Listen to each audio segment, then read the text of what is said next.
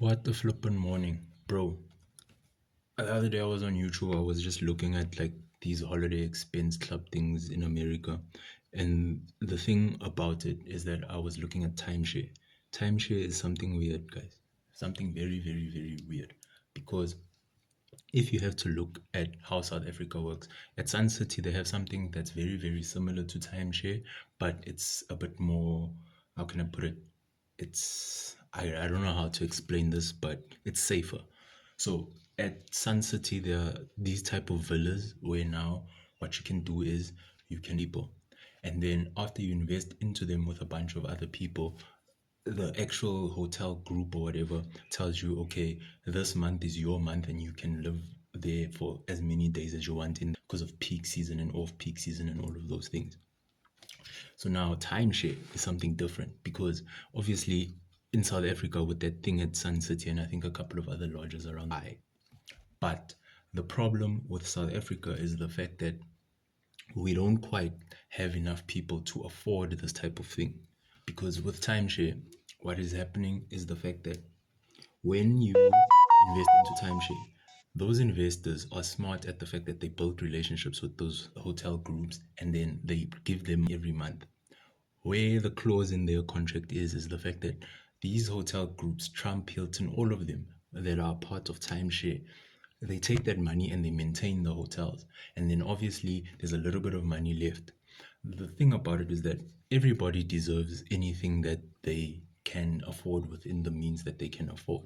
So what they do with timeshare is the fact that they do a background check on you and something similar to that.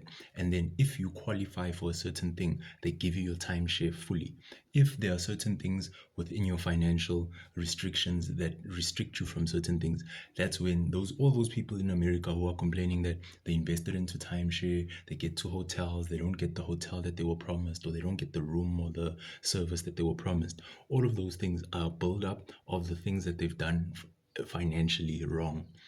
This way, what they're doing is the fact that they're basically paying off hotels to maintain themselves and filling up hotels with people who don't actually know what they're doing there. This is going to become a problem in the future because even if you look at hotels like the Trump Group and that hotel that he has there in Scotland in his homeland or whatever, if you have to look at that hotel is huge, and I don't believe that they've ever been to full capacity. But if you have to look at videos of that place is so well manicured. You'd think that there are people paying millions weekly or monthly to live there and enjoy themselves there, which isn't the case because whatever videos you watch of these lodges in these like exquisite places, they're always empty. And if you have to ask the people how much they spent at their time there, it's a fraction of the amount that it would cost to even maintain the room that they live in.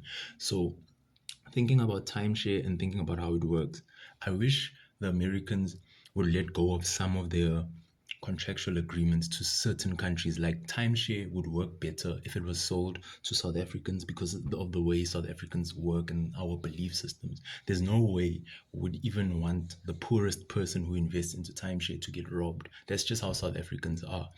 You see, in America, it's quite different because how they look at it is they look at how much you've made and all the things you've done wrong and the debt you have, and then they basically give you your service dependent on that, especially if you invest into something as popular as timeshare. I think a company like Discovery and its Vitality system can go into a product like timeshare. But I believe that when they go into a product like timeshare, they shouldn't look at it in a way of investing into a holiday group. They should look at it into investing into something like an index fund, where now, if they measure it right and they know to say, if you give this index 1,000 rand every month, you're going to gain maybe an extra 300 every month. And those 300, you can't withdraw it in cash. It's going to come up to a certain amount during holiday season when you want to go to holiday. And then you basically can just tell them, I want to go to this holiday, I want to do that, I want to do that. Then they pay for those things and maybe they give you like spending money or whatever. I feel that is the only way something like a holiday club would work. Instead of now taking people and saying, okay, our fund is running out of money because we had to maintain XXX hotels. And then after we maintain those hotels, we don't have money anymore. So you have to pay back into your timeshare. The only nice part about timeshare is that just like the Vitality Club, they also give their people like little discounts on like, holiday driven things, which is cool, but still that is not enough for what they put their citizens through.